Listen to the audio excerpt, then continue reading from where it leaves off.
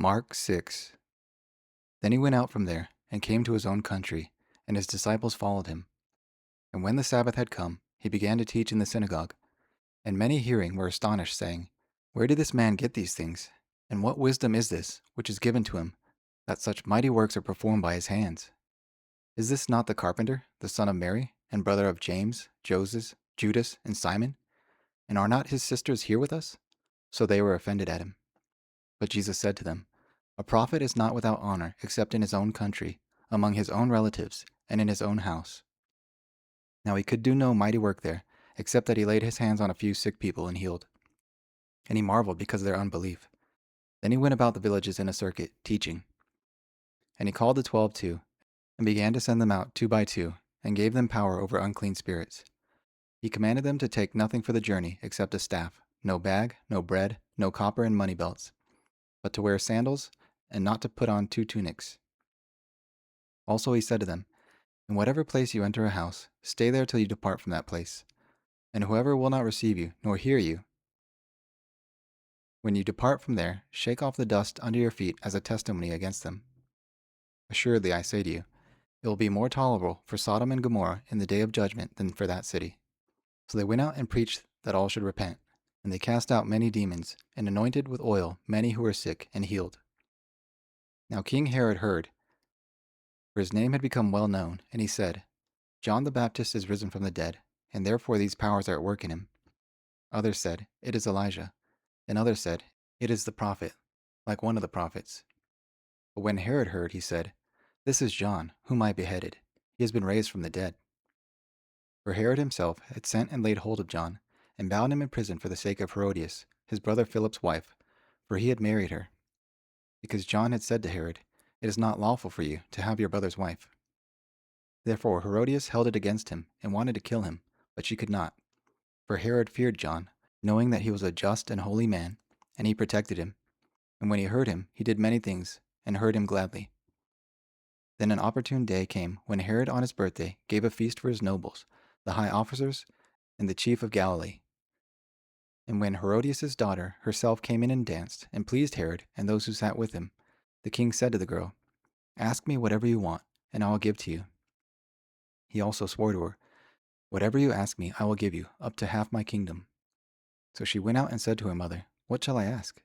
And she said, The head of John the Baptist. Immediately she came in with haste to the king and asked, saying, I want you to give me at once the head of John the Baptist on a platter. And the king was exceedingly sorry. Because of the oaths and because of those who sat with him, he did not want to refuse her. Immediately the king sent an executioner and commanded his head to be brought, and he went and beheaded him in prison, brought his head on a platter, and gave it to the girl, and the girl gave it to her mother. When his disciples heard, they came and took away his corpse, and laid it in a tomb. Then the apostles gathered to Jesus and told him all things, both what they had done and what they had taught. And he said to them, Come aside by yourselves to a deserted place and rest a while. For there were many coming and going, and they did not even have time to eat. So they departed to a deserted place, in the boat by themselves. But they saw them departing, and many knew him, and ran there on foot from all the cities. They arrived before them, and came together to him.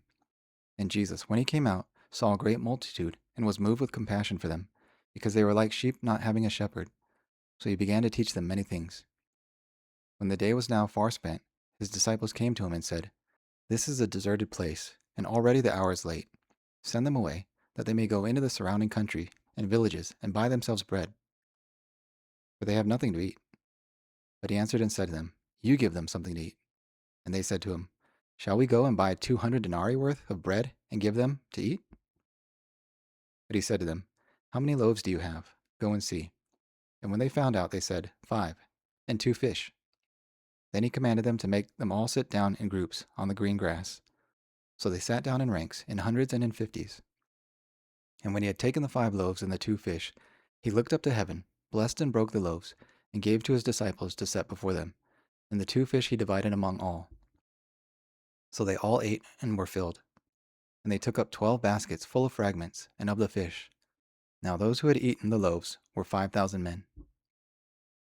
Immediately he made his disciples get into the boat and go before him to the other side, to Bethsaida, while he sent the multitude away. But when he had sent them away, he departed to the mountain to pray.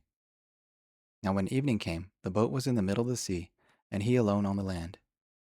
Then he saw them straining at rowing, for the wind was against them. Now about the fourth watch of the night he came to them, walking on the sea, and would have passed them by. And when they saw him walking on the sea, they supposed it was a ghost, and cried out. For they all saw him and were troubled. But immediately he talked with them, and said to them, Be of good cheer, it is I. Do not be afraid. Then he went up into the boat to them, and the wind ceased. And they were greatly amazed in themselves, beyond measure, and marveled. They had not understood about the loaves, because their heart was hardened. When they had crossed over, they came to the land of Gennesaret, and anchored there. And when they came out of the boat, immediately the people recognized him, ran through that whole surrounding region, and began to carry about on beds those who were sick to wherever they heard he was. Wherever he entered, into villages, cities, or the country, they laid the sick in the marketplaces, and begged him that they might just touch the hem of his garment, and as many as touched him were made well. Psalm 34, of David when he pretended madness before Abimelech, who drove him away, and he departed. I will bless the Lord at all times. His praise is continually in my mouth. My soul shall make its boast in the Lord. The humble shall hear and be glad. O magnify the Lord with me, and let us exalt his name together. I sought the Lord, and he heard me, and delivered me from all my fears. They looked to him and were radiant, and their faces were not ashamed.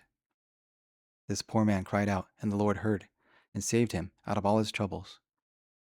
The angel of the Lord encamps all around those who fear him, and delivers them. O taste and see that the Lord is good. Blessed is the man who trusts in him. O fear the Lord, you his saints. No want to those who fear him. The young lions lack and suffer hunger, but those who seek the Lord shall not lack any good. Come, you children, listen to me. I will teach you the fear of the Lord. Who is the man who desires life, and loves days, that he may see good? Keep your tongue from evil, and your lips from speaking deceit. Depart from evil, and do good. Seek peace, and pursue it. The eyes of the Lord are on the righteous, and his ears to their cry. The face of the Lord is against those who do evil, to cut off the remembrance of them from the earth. Cry out, and the Lord hears, and delivers them out of all their troubles. The Lord is near to those who have a broken heart, and saves such as have a contrite spirit. Many are the afflictions of the righteous, but the Lord delivers him out of them all. He guards all his bones, not one of them is broken. Evil shall slay the wicked, and those who hate the righteous shall be condemned. The Lord redeems the soul of his servants, and none of those who trust in him shall be condemned. Proverbs 3. My son, do not forget my law, but let your heart keep my commands. For length of days and long life and peace they will add to you. Let not mercy and truth forsake you. Bind them around your neck. Write them on the tablet of your heart. So find favor and high esteem in the sight of God and man. Trust in the Lord with all your heart, and lean not on your own understanding. In all your ways acknowledge him, and he shall direct or make smooth or straight your paths. Do not be wise in your own eyes. Fear the Lord, and depart from evil. It will be health to your navel, and drink or refreshment to your bones. Honor the Lord with your possessions, and with the first fruits of all your increase.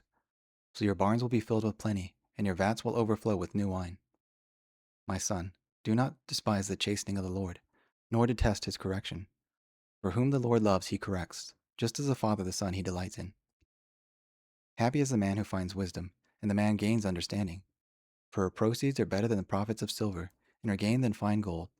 She is more precious than rubies, and all the things you may desire cannot compare with her. Length of days is in her right hand, in her left hand riches and honor.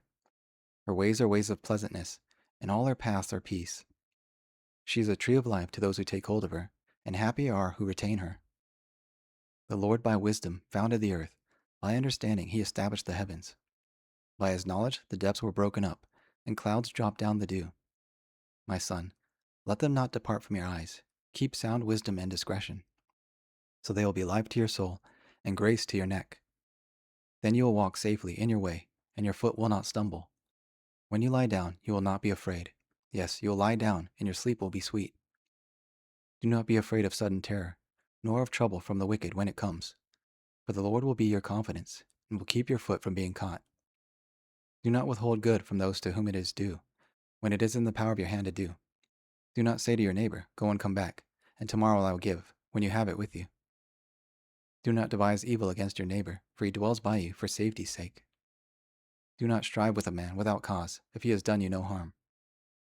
Do not envy the oppressor, and choose none of his ways. For the perverse is an abomination to the Lord, but his secret counsel is with the upright. The curse of the Lord is on the house of the wicked, but he blesses the home of the just. Surely he scorns the scornful, but gives grace to the humble. The wise shall inherit glory, but shame shall be the legacy of fools.